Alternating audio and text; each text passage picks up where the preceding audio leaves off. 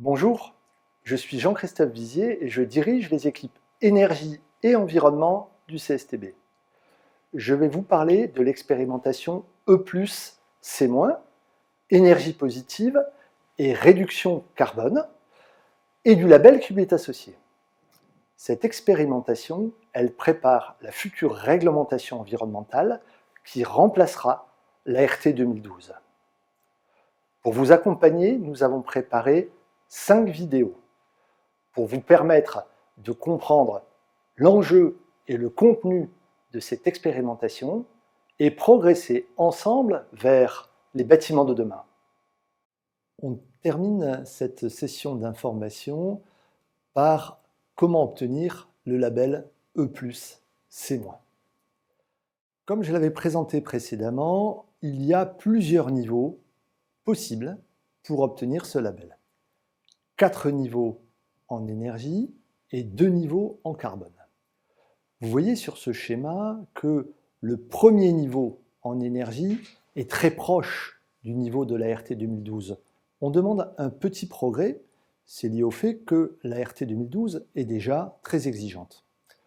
Le deuxième niveau demande à nouveau un progrès qui reste cependant limité. Le troisième niveau est plus en rupture avec une diminution des consommations qui est beaucoup plus sensible. Quant au quatrième niveau, il est extrêmement exigeant puisque l'objectif c'est d'arriver à un bilan nul. En ce qui concerne les niveaux carbone, vous avez 2 niveaux. Un premier niveau carbone 1 qui est un peu un niveau pédagogique. L'enjeu avec ce premier niveau, c'est d'entraîner les acteurs à comprendre où passe le carbone dans la construction et il est accessible avec tout type de technique, avec simplement un minimum d'attention.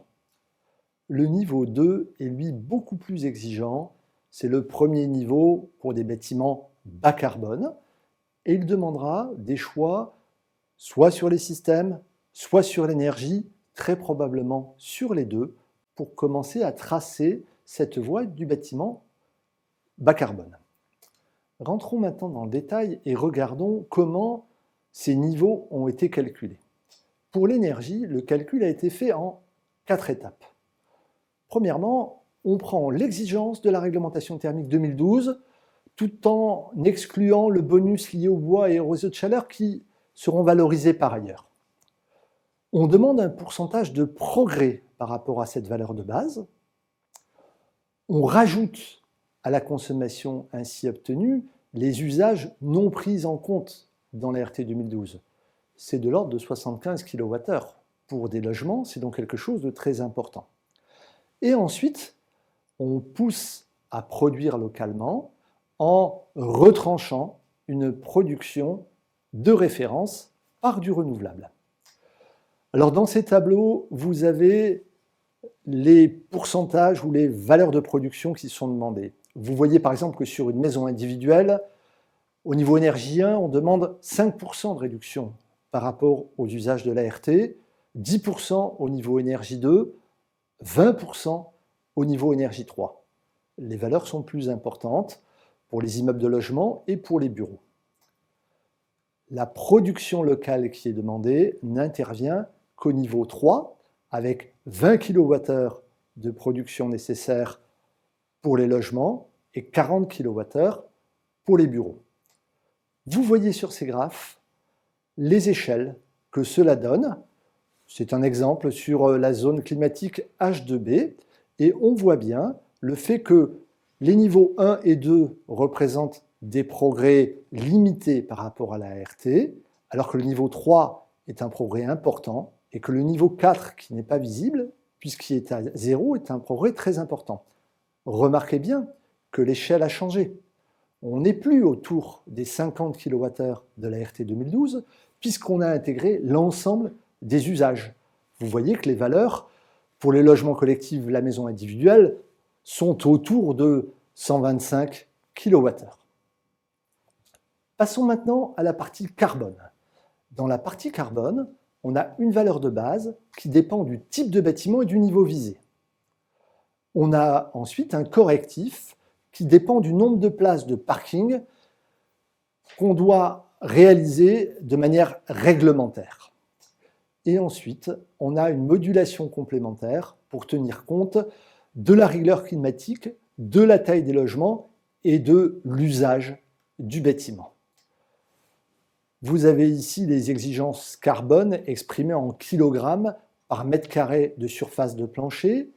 Vous voyez par exemple que pour des bâtiments collectifs, on est sur les émissions totales au niveau carbone 1 à peu près 1,5 tonne de carbone, dont 800 au maximum proviennent des produits et des équipements. Au niveau carbone 2, beaucoup plus exigeant, 1000 kg de CO2 par mètre carré de surface de plancher, dont au maximum 750 proviennent des produits et équipements. Alors, pour participer à l'expérimentation, vous avez deux options complémentaires. La première option, c'est simplement de partager vos projets sur l'observatoire. Vous n'avez pas d'obligation de niveau à atteindre, mais juste une obligation de déposer vos projets en les documentant sur le plan énergétique, environnemental et économique. Puisque vous l'avez compris, un enjeu clé, c'est de comprendre combien coûte l'atteinte de la performance. L'autre option, c'est de demander le label E+, C-, en passant par un organisme certificateur qui pourra attester du fait que vous avez bien atteint les exigences du label E+, C-. Vous avez 5 organismes certificateurs qui couvrent les différents types de bâtiments. Ce label, il est aussi repris comme socle par les 3 associations qui labellisent déjà la performance des bâtiments. L'association BBCA utilise le socle E+, C- et le complète par des exigences complémentaires portant sur le carbone. L'association Effinergie utilise le socle plus C- et le complète sur la partie énergétique. L'association HQE France GBC ouvre le cadre dans une vision beaucoup plus multicritère. En synthèse, on va rappeler les défis que nous avons à relever ensemble. Sur l'énergie, on est dans un changement dans la continuité. Il faut à la fois continuer à progresser sur la performance, développer l'utilisation des renouvelables et de la production locale, et apprendre à comptabiliser l'ensemble des usages de l'énergie et plus seulement les 5 usages de la réglementation thermique 2012. Sur le carbone, on va clairement à la découverte d'un monde encore peu exploré. L'enjeu, ça va être d'abord de trouver les données pour évaluer le poids carbone, d'évaluer le poids carbone des ouvrages, et puis d'identifier les moyens pour progresser.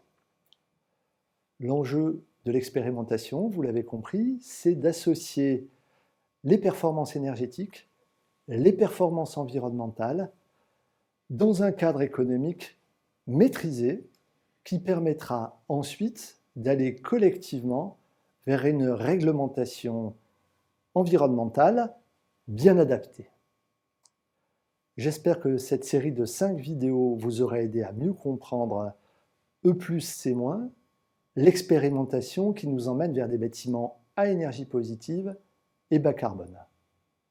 Les équipes du CSTB restent à votre service. Merci.